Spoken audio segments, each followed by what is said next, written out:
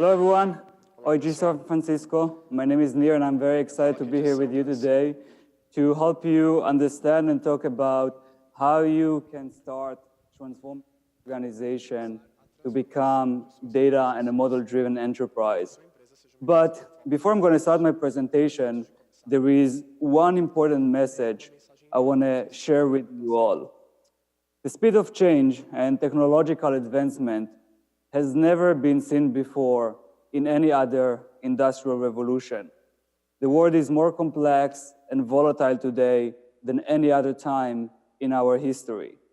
I believe that we must understand and acknowledge the fact that artificial intelligence is no longer a future fantasy or a chapter in a computer science textbook. We are at a very crucial point when everyone should understand and know how to enable, deploy, and implement AI technology to solve the fundamental economic, social, and environmental issues we are now facing. So with that important message, I want to start my presentation today and help you figure out how you can transform your organization to not just become a data-driven enterprise, but really to become a model-driven enterprise that can quickly best respond to all these great predictions that coming from these very sophisticated models, AI technology, to really take your business to the next level. So with that, I'll introduce myself really quickly. My name is Nir Kaldero. I'm the head of data science. I've been at Galvanize for more than 5 years. As you saw before, I created a Master of Science in Data Science program and launched my book, Data Science for Executives, just 2 weeks ago. And I'm very, very excited to be here with you today. So here is our quick agenda.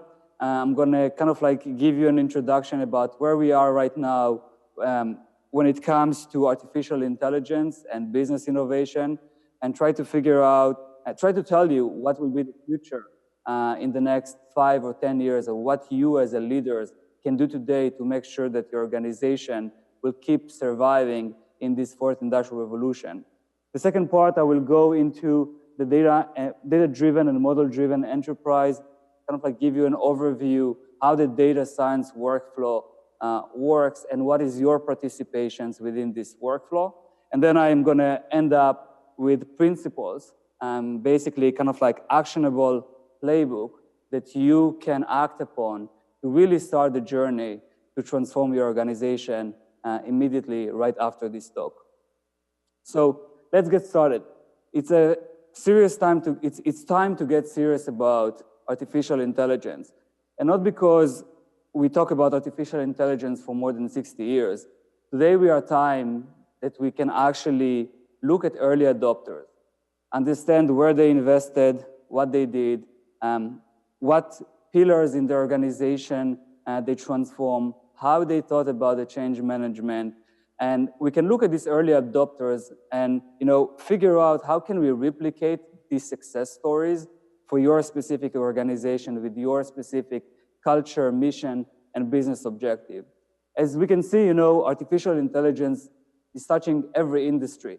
It's not just specific industry. Just name an industry that your business operates with, and I can help you figure out how artificial intelligence is already disrupting your industry. Now, the way I want you to think about artificial intelligence is actually as a brain helper. Many times when I speak to executives, they think that AI is just robotic or self-driving cars. I want you to actually think about AI as a brain helper. We are at an era of what I call human plus machine, not just the human or just the machine. And we are in such an era because there is lots of wealth of data around us. And our brain cannot even digest this very vast amount of data anymore. So just to give you some data points. So the average American tries to digest and process roughly 10 million data points each day. 10 million points each equal to roughly reading 350 newspapers every single day. Now, let alone we don't have the time to read 350 newspapers a day, do you think that even if I give you the time and free up your time to read 350 newspapers a day, will you be able to summarize them intelligently by the end of this process? The truth is that you probably will not be able to do that. There will just be an overload, cognitive overload of information. So we need a tool. We need a brain helper that can actually help us combat in this era of wealth of data. And this is where AI is actually playing a major role here. So the idea is that the technology will be our brain helper. It will augment our intelligence and not replace us. And here is how it's going to play. There is 10 million data points we will all try to digest and process on one single business day. And instead of like we interacting with them, the machine will basically take all of this data, will process it in a very egalitarian way, and will give us only output of, let's say, 7 or 10 data points that we can actually understand and process. And with respect to our gut feeling, experience, previous knowledge, we will choose the option that best resonates with us. So the intention of the technology is really not to replace us. It's really to augment our intelligence, to serve us better in an era of wealth of data. And this is why I believe that we are in an era of human plus the machine, collaboration with the two aspects. And as Satya Nadella said, the CEO of Microsoft, we really need to figure out how to augment AI technology in everyone's hand, not just in our organizations, so we can actually solve the most crucial problems that we are now facing in this very complex, volatile world as part of the fourth industrial revolution. I want to show you some data about how major and disruptive is this technology. So Infosys argue and showed in research that companies who adopted artificial intelligence technology, data science, and machine learning 5 years ago can expect to see a 39% uplift in revenue by 2021. This is changing everything. This is completely disrupting your business. So, and I want to show you some more data here. We see, for example, in San Francisco, we have a lot of like AI, machine learning, blockchain, quantum computing type of startups. We see lots of disruption going on in the market, but we also see these startups being acquired. We see over the years that there is a 44% increase in acquisition since 2017. Their valuation is more than $2.5 billion. And we also know that, you know, in the next 10 years, 1/3 of businesses will simply not survive. You know, we are now at a crucial time that if incumbent companies will not transform themselves, they simply not survive because they will not be able to compete anymore. And I typically ask the audience, but you are not just right next to me. So I will show you some data about this disruption and what is likely to happen in the next 5 to 10 years. So this is the magnitude of change. In the past 15 years, only 15 years, 52% of Fortune 500 companies have disappeared from the index. They either ceased to exist or got merged. And let's think about the life expectancy of how much time we can expect a company as part of this Fortune 500 index to survive. I want to show you data how it plays out today. So in 1955, the life expectancy of a Fortune 500 company was 75 years. It means that, you know, people who manage these companies, their executives, could sit very relaxed on their chair. Disruption probably was very, very far ahead of them. In 2015, this number dramatically dropped from 75 years to 15 years. And today, in 2018, the number is actually close to 8. It means that the clock is ticking. It means that large enterprises, especially the incumbents one, the one that are not the Google and the Facebook and the, you know, the data-driven born type of companies, really need to figure out what they can do today in order to transform their business to really survive in the next 8 years and be able to compete within these very complicated, complex technology advancements and landscape within this fourth industrial revolution. So it's really time for everyone, again, especially incumbents, to try to figure out how to transform themselves.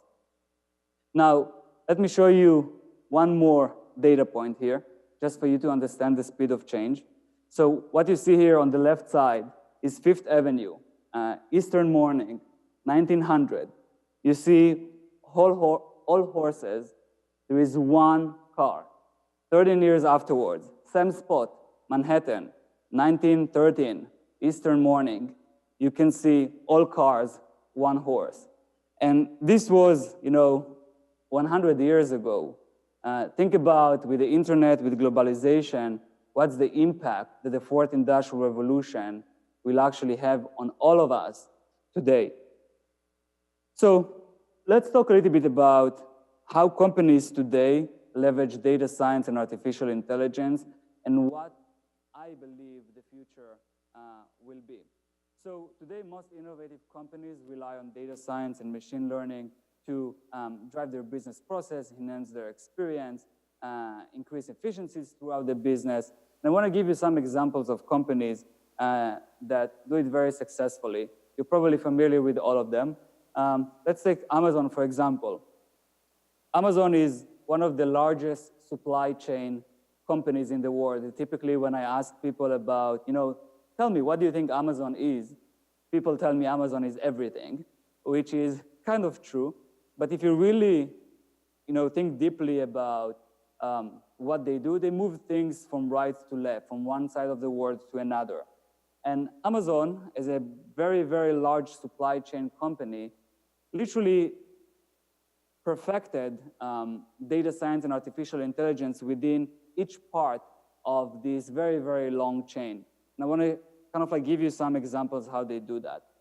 So the head of AWS at Amazon a year ago took me to a site visit in the United States, one of the medium-sized Amazon warehouses.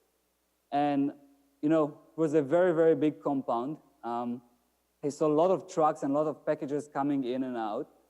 And surprisingly, when he asked me how many packages you think float in and out, I said, I think 500,000 packages goes in and out on every business day throughout this very large compound. The truth is that there is more than 5 million packages coming in and out of this very fairly large warehouse. And what Amazon did is try to figure out how packages can actually float in and out in a very seamless, efficient way. So they use artificial intelligence and data science to figure out how to organize the packages within this warehouse so they can actually go back to their destination in a timeless manner. Do you think that an army of 500 people will be able to sort intelligently and efficiently store 5 million packages?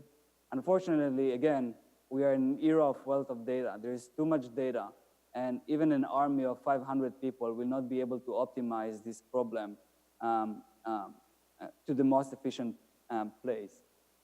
Another example of how Amazon is using and leveraging AI and data science to their business will be doing pricing optimization. And they try to figure out how much they should reduce the price without hurting margins. So they still can be profitable and the seller can be profitable, but to incentivize us to actually buy their product. They build a very genius navigation map that helps their drivers drop the packages on the most efficient route to their destination. Facebook is another great example of a company that leveraged data science and artificial intelligence specifically for their content recommendation. Every time you Google something or even think about something, you go to Facebook, and all of a sudden it's part of your feed. So they have a very strong recommendation engine of content and advertisement and product that really resonate with our experience and interaction with the outside world. Google, not for nothing, became the leading search engine in the world.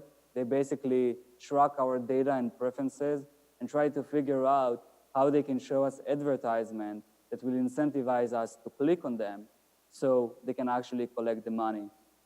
Alibaba with the robotics, I think you all should see the robotic kind of like warehouse video that is on YouTube, how Alibaba is leveraging this technology with the data that they have to really perfect their operations. So what we see today is there's a lot of innovative companies that are using and leveraging their data and modeling techniques to really outperform their competitors and enhance their operations.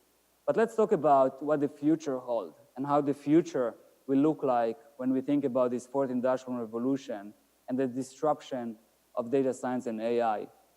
We argue that the future of business innovation has an artificial intelligence component in the very core structure of the business, solution, or the product. And before I'm going to give you the examples, I want you to kind of like while I talk or maybe afterwards, think about how can you try to shift the solutions that you have, the product that you have, the company that you are managing, to kind of like ingest this kind of like AI component or DNA within each product and each solution that you currently bring to the market. So I want to give you some example of companies that kind of like had this like mindset and took data science and artificial intelligence and really plug it into the DNA of the company. The first one I want to showcase you is Nest. Nest is a very smart thermostat.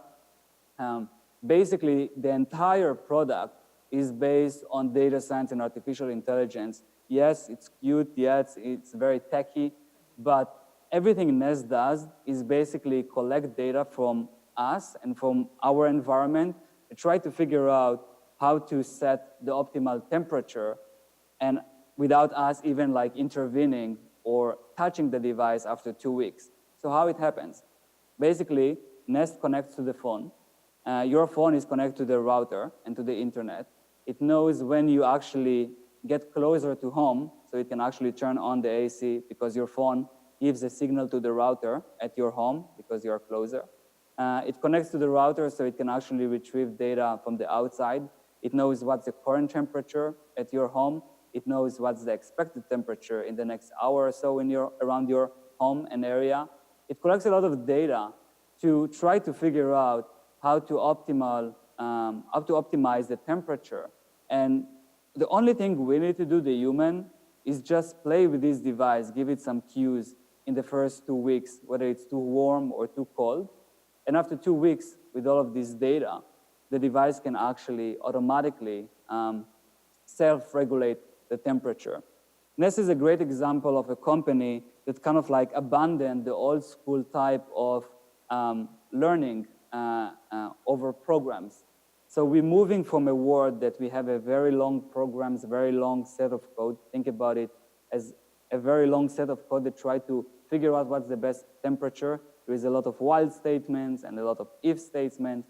We're moving to a very compact learning algorithm that really leverage data in a very iterative way, where new data comes in, the models learns, orient themselves, and make predictions that best fit whatever business solutions and idea you have.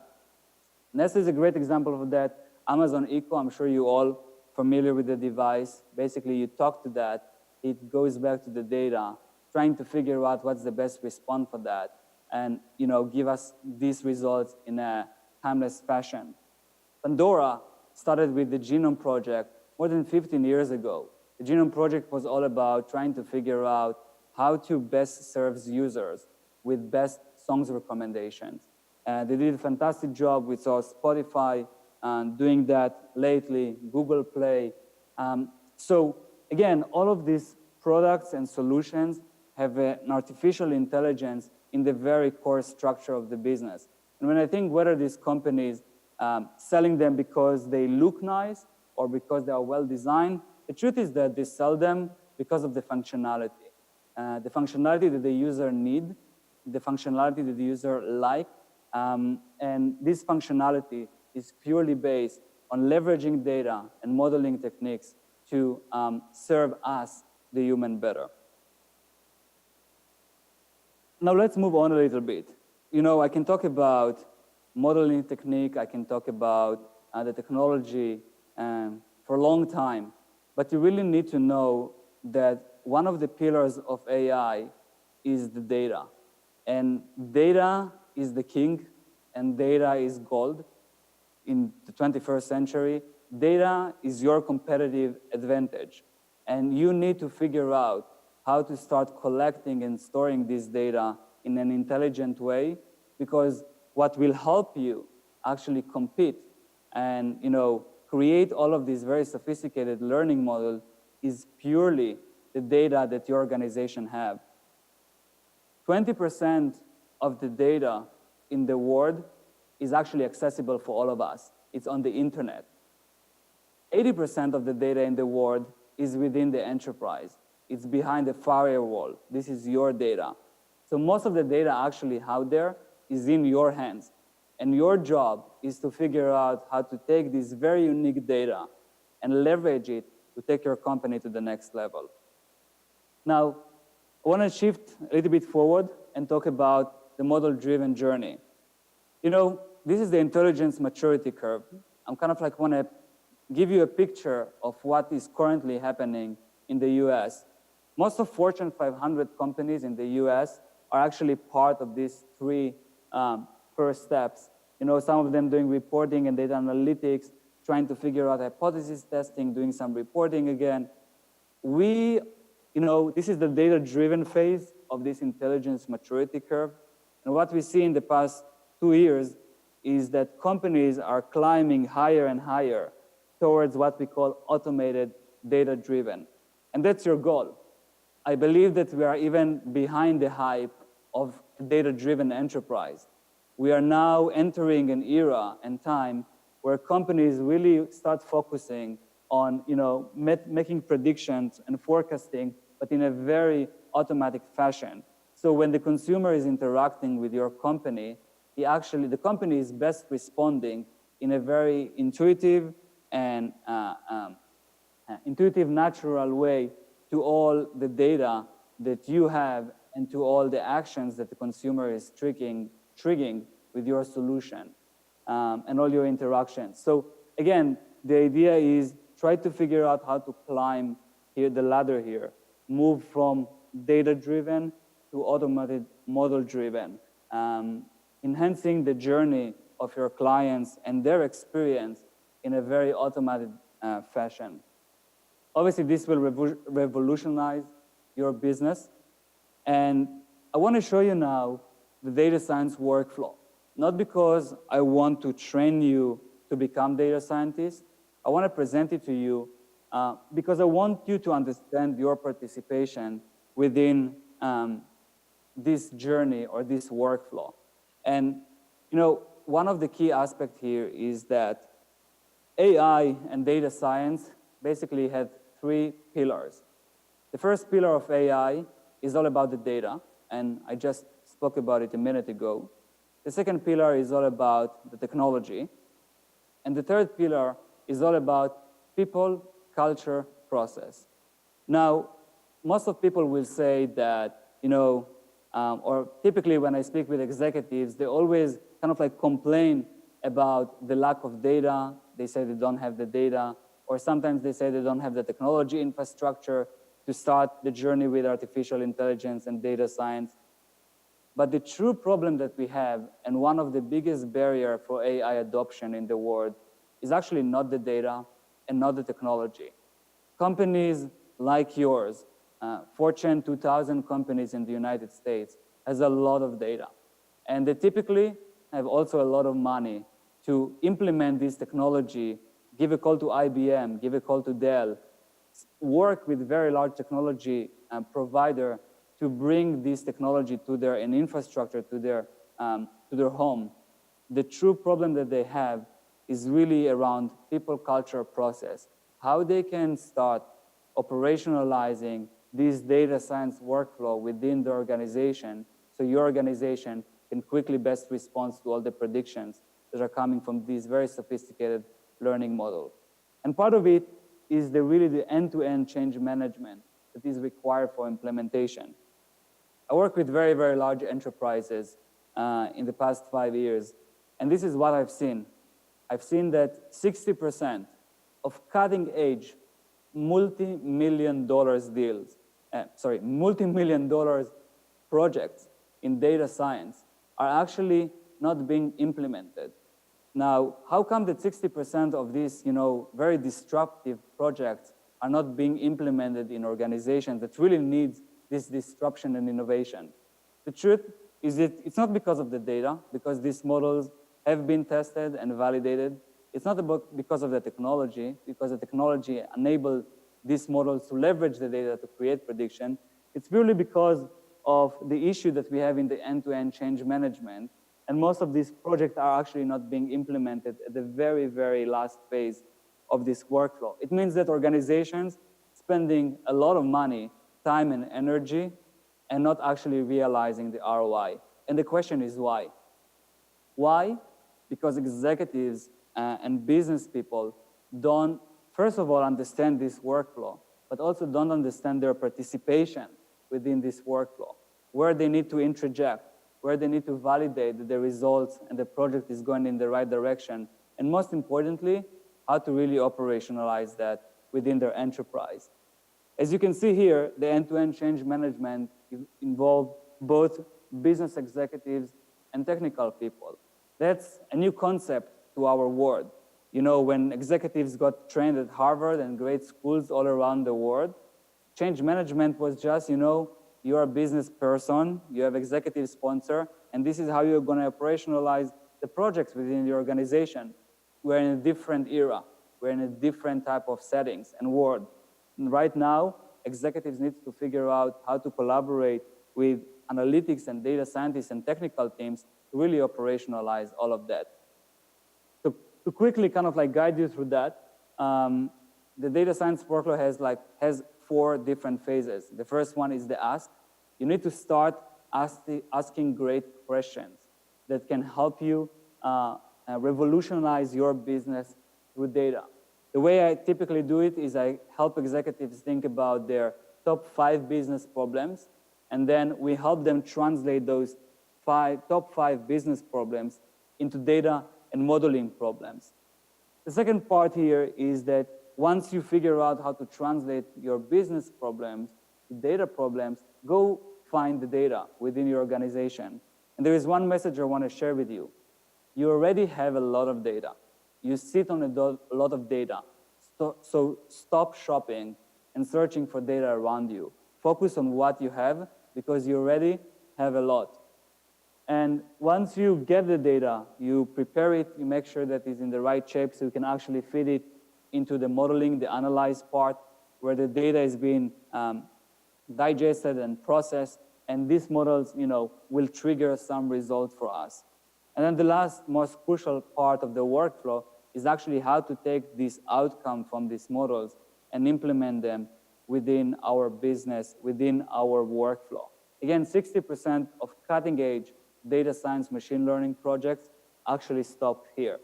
After typically around 8 months, the organization spend time and money creating those cutting-edge process. So what I want you to do is to think about this change management. Think about what is your participation within this workflow, and I want you to think about the last phase, the act phase, actually day 1. Entering a data science machine learning project at day 1 and having the mindset and thinking, what do I need to do 8 months from now when the model will actually be proven, will be critical to operationalize it within your organization.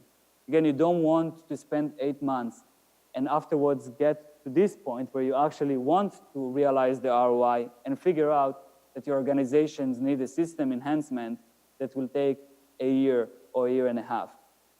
This means basically that your organization didn't benefit or didn't realize the ROI behind this great project and modeling technique. So think about the change management at day 1. Think about what you need to do from people, from culture, from process right now when you actually start embarking on this journey to make sure that your organization can benefit and realize these opportunities. So I want to give you kind of like some actions, some principles that I have been working on with very, very large enterprises in the past 5 years. These principles, I saw them helping organization start the journey. The journey is not easy. The journey is complex. Some organizations are, very distributed. Some of them are very large. Trying to steer the ship will take time, but I have full confidence in large enterprises steering kind of like the ship and trying to make sure that they can go in the right direction.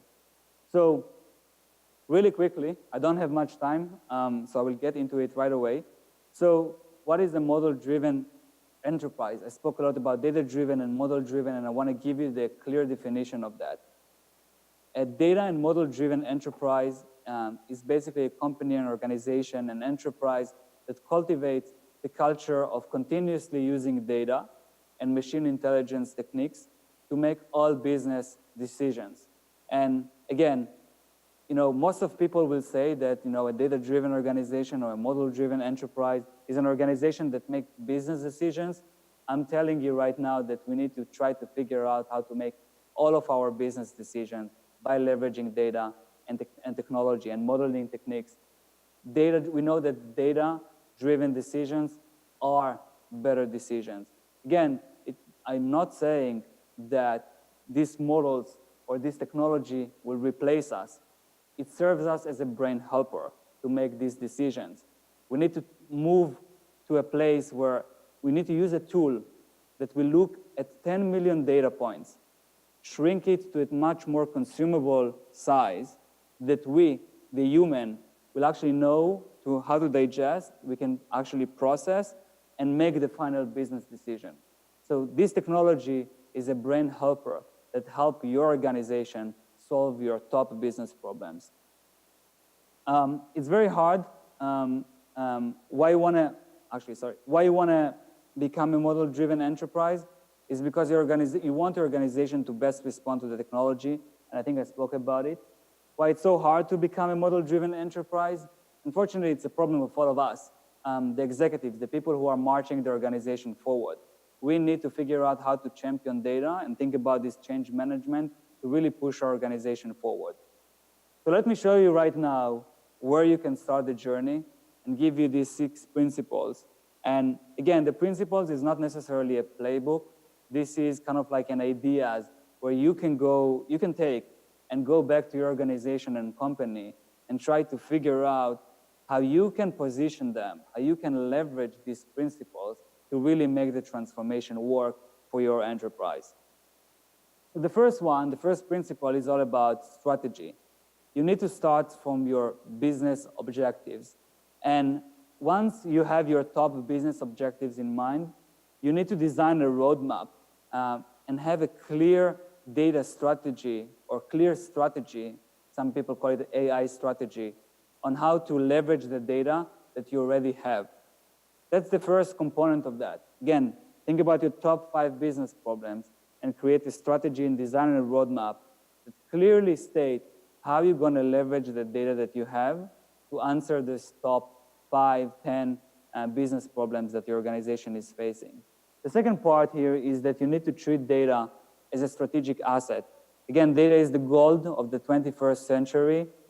Data is your competitive advantage. Again, 80% of the data out there in the world is actually behind the firewall. It's your data. This is your competitive advantage. Treat it as a strategic asset in your business and figure out what you can do today in order to make the most out of it. The second principle here is all about the data. You need to figure out how to democratize your data within the organization. Now, it's a little bit tricky because not all of organization wants and can, from a regulatory perspective, democratize their data, right? Some banks and insurance companies cannot bring all data to every employee's hand. It's just not going to work.